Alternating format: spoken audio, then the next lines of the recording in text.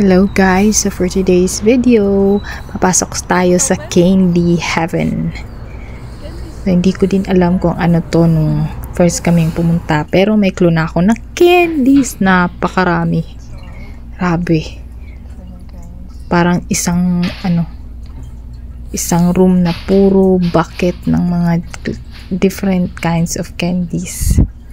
Nalala ko yung childhood ko na yung candy orange lang yung afford ko, pero ngayon grabe, nandito na lahat ng candy na gusto mong itry.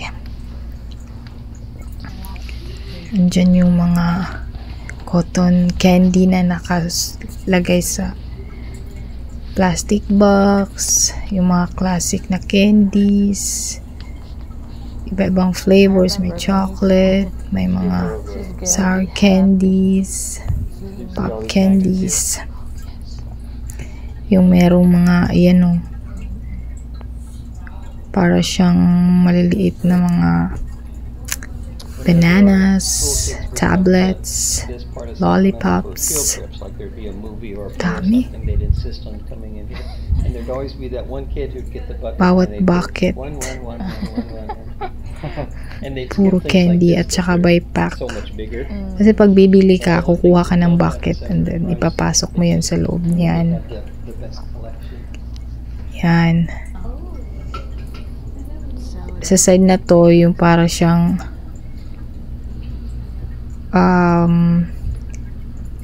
merong mga chocolate, peanut butter, eto mga peanuts, may mga fruit candies. Hindi ko alam yung ibang flavors niyan kasi di ko naman natikman lahat, pero sabi nila yung mga bata daw na nakatira dyan sa malapit sa waterfront, pag umuwi sila galing school, hindi sila didiretso sa bahay, dito daw kasi gusto nilang bumili ng mga candies. Yan o yung mga classic na candies na naalala ko, yung mga dala ng mga kamag-anak namin galing abroad. Nandyan lahat ng brands. Ito, kakaiba to candy na to. Ang weird ng ibang flavors, merong mango, peanut butter and jelly, merong peppermint, yan.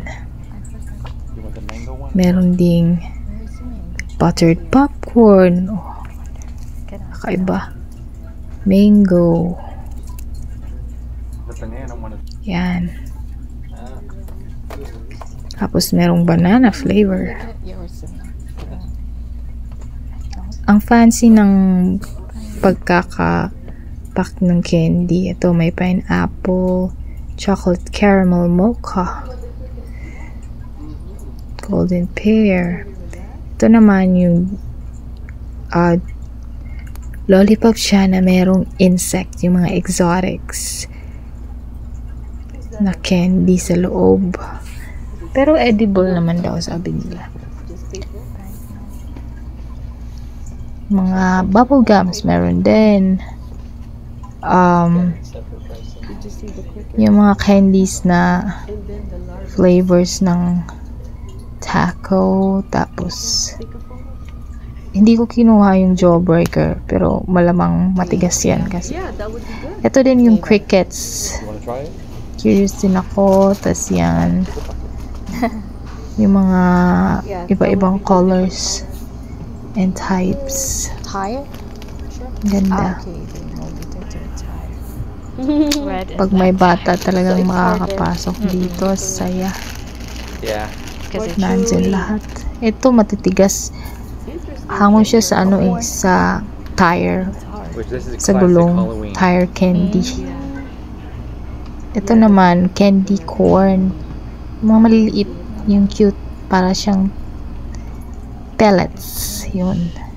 So yun guys, thank you for watching.